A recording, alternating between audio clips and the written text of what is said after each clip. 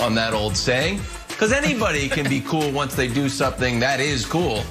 But can you be cool when nothing is happening at all? So shout out to Jake Gallagher, teaching us all how to live our life with a little more panache, a little more flair, a little more joy in life. Well done, Jake. All right, I just want to give a shout out to my colleagues on and off the air at FS1. 1 year ago today, I got a phone call from one of our bosses that we couldn't go into work tomorrow because the NBA was shut down, the world was shutting down, and we didn't know what was going to happen. From that moment forward, we have missed 1 week of this television show. Kevin Wildes had only been on the show for a few weeks. He all of a sudden's like, hey, you're new to being on television. Now do it from your house. Jenna has to do it from her house. We're like, hey, Brandon Marshall, have you met Kevin Wildes yet? Nope. Well, now you're doing a show with him. You're going to be added to the show. Our producers left work one day, have not been back in the building. Our bosses in L.A. got us back on the air 9 days after this happened. We haven't missed since. And so I know this has been a tumultuous, brutal year for so many reasons. One of the few bright spots for me personally has been being able to continue doing this show throughout all of it. So for all the folks on the show and off the show over the last year, thank you all for the work you've put in to keep us on the air. It's been a wild success, in my opinion. I greatly appreciate it from all you guys and all the producers and executives. So good. Thanks, you guys.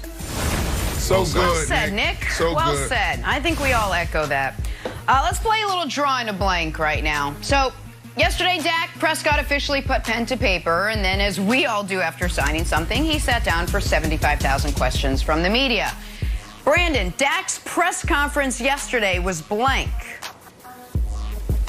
It's the right thing for so many different reasons. I mean, come on, were you guys really going to break this up? You went out there and drafted this kid with the 135th pick in the 4th round in 2016. And he lit up the league when Tony Romo went down. Then there was a down year, sophomore slump. And since then, he has shown you who he was, and he was more than capable of carrying the torch and being the face of this historic franchise. So I'm just great that they did this in a way where the relationships weren't broken. This is great for Dak. This is great for Jerry Jones. This is great for the NFL. This is what we want to see. We want to see homegrown talent. So great job to the Dallas Cowboys and Jerry Jones and Dak Prescott and getting this deal done. Wildes, I might have been a little too literal on this question because I said Dak Prescott's press conference yesterday was what Dallas does best. And I mean the literal press conference. Everything about it looked perfect. They looked like the marquee franchise in the league, and they looked like why they are America's team. Unfortunately for the Cowboys, over the last 25 years, press conferences are literally what they've done best as opposed to success on the field. Dak hopes to change that, but it wasn't via Zoom, and Dak was wearing what I imagine is a $2,500 perfectly tailored sport coat. Agree. Jerry was ecstatic. Everything about it looked A++ first class, and this is the stuff that Dallas does great, and hopefully it translates for them. I totally agree with you. It felt like a world-class sort of organization in a world-class performance from the franchise quarterback of the Cowboys. Now, I put textbook. I'm not saying that the Detroit Lions, who sent up their coach with a decent suit on and talked about eating his opponent's kneecaps, isn't the way to go. But you're going to have a lot of press conferences throughout the year after every game.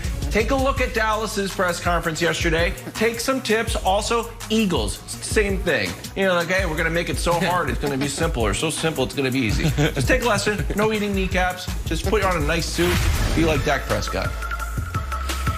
Setting an example out there in Dallas. On to New England now, where the Patriots are reportedly receiving trade calls for N'Keal Harry. Feels like there's going to be a lot of moving parts in New England this offseason. Brandon, the Pats fielding N'Keal Harry trade calls is blank.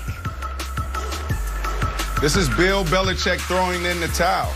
I mean, look at his track record as a general manager, drafting at this position, the wide receiver position and the tight end position, since 2013. It's not good. All these guys. Wiles, I know this is your team, but can you tell me where these guys are now and what happened? Combined for 144 receptions. Didn't Mike Thomas have that in 1 year? 2 years ago? Okay. Michael Thomas down in New Orleans? This is bad. And everybody laughed at me. Everybody said, Brandon, what are you saying? Halfway through the year, when the Patriots started to slide, and I said, let's start talking about Bill Belichick, the general manager. It doesn't matter if you have Cam Newton, doesn't matter if you have Stidham, and I don't care if you bring in Marcus Mariota. If you don't have guys around that can help you and get the job done, then you're not going to have a winning season. This is Bill Belichick throwing in the towel. I think that's all accurate. I also think fielding N'Keal Harry trade calls is smart. Listen, one of the biggest mistakes in sports is not understanding the sunk cost fallacy. It's one of the biggest mistakes in life. You ever go to dinner with somebody and they're clearly full and they're still eating? You're like, what are you doing? It's like, well, got to get my money's worth. What are you doing tonight? Oh, my God. I'm going to this play. I'm so mad I bought the tickets. You already bought the tickets. You already paid for the food. Now do what makes you happy. You already wasted a first-round pick on N'Keal Harry. Get back what you can. One thing that the Patriots understand better than most teams in sports is the sunk cost fallacy, and they don't allow it to make them double down on bad decisions. But everything Brandon said is correct about their inability to draft this position, Wiles. Yeah, it was the first time that Belichick drafted a wide receiver in the first round, and it's probably going to be the last. And Brandon, I think you bring up an interesting point. Like, maybe that's just a blind spot for him. He's good at finding little diamonds in the rough, like Hall of Famer Julian Edelman, but he's not great at trying to find like a nice premier wide receiver target. The good news for N'Keal Harry is Cam Newton was very high on him, and your buddy Ocho Cinco the other day tweeted out, like, what weren't you good at? He's like, being wide receiver for the Patriots. So maybe it is a little bit of just doesn't fit with the scheme, a la Ocho Cinco. Hope N'Keal Harry has success, but it's probably not going to be in New England. Nick, I bought, and I hated Bikram, but I bought a pack of 30, and I felt like I had it to go every day for a month, and it was brutal. I didn't know about the sunk cost fallacy thing. I'm never doing that again. On to Chicago, Nair. According to a report, the Bears are desperate for a quarterback. It was truly awful. It was a 90-minute class. It was so hot. Never doing that again, but I bought so many of them. You might be ready to unload a truckload to get a Russell Wilson. Didn't say that in the brochure. I got to read this. Listen, according to a report, the Bears are desperate for a quarterback. They might be ready to unload a truckload, a ton, to get a Russell Wilson, even a Deshaun Watson, maybe. They clearly need someone. Hey, Brandon, Bikram aside, hot yoga as well. The team that should be most desperate to trade for Russ or Deshaun is blank.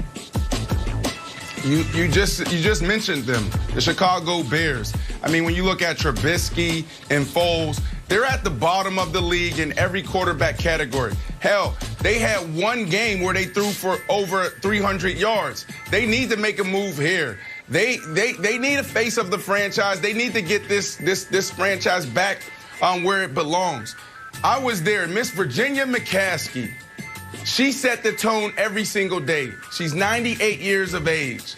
And we didn't talk about it publicly, but we knew from George McCaskey on down, her son, who now runs the team, we knew that they wanted her to go out with the win, holding up that Lombardi trophy. If you don't understand the history of the National Football League, you got to look it up. But a lot of it runs through Chicago and Mr. George Halas, her father. So they want to get this done. So they are the most desperate team. And we know they've already reached out. They've already told Russ, we'll give you whatever you wanted, whatever you need, and we'll give you the keys. What type of decisions do you want to make? So the answer is the Chicago Bears.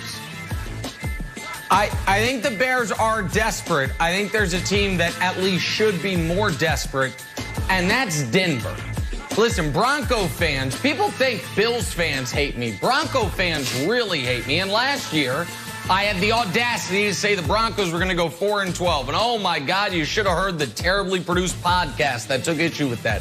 Well, I was wrong. They went 5-11. But when you're in a division with Patrick Mahomes, Justin Herbert, and by the way, the Raiders might end up with Russell Wilson, you can't be trotting Drew Lock out there. Denver has gotten quarterback right once post John Elway, and it was when Peyton Manning opted to go there. They have not been able to draft this position, so trade for this position if you want any chance of competing with Mahomes, Herbert, and if the Raiders end up getting one of these guys themselves. So it's Denver, Wilds.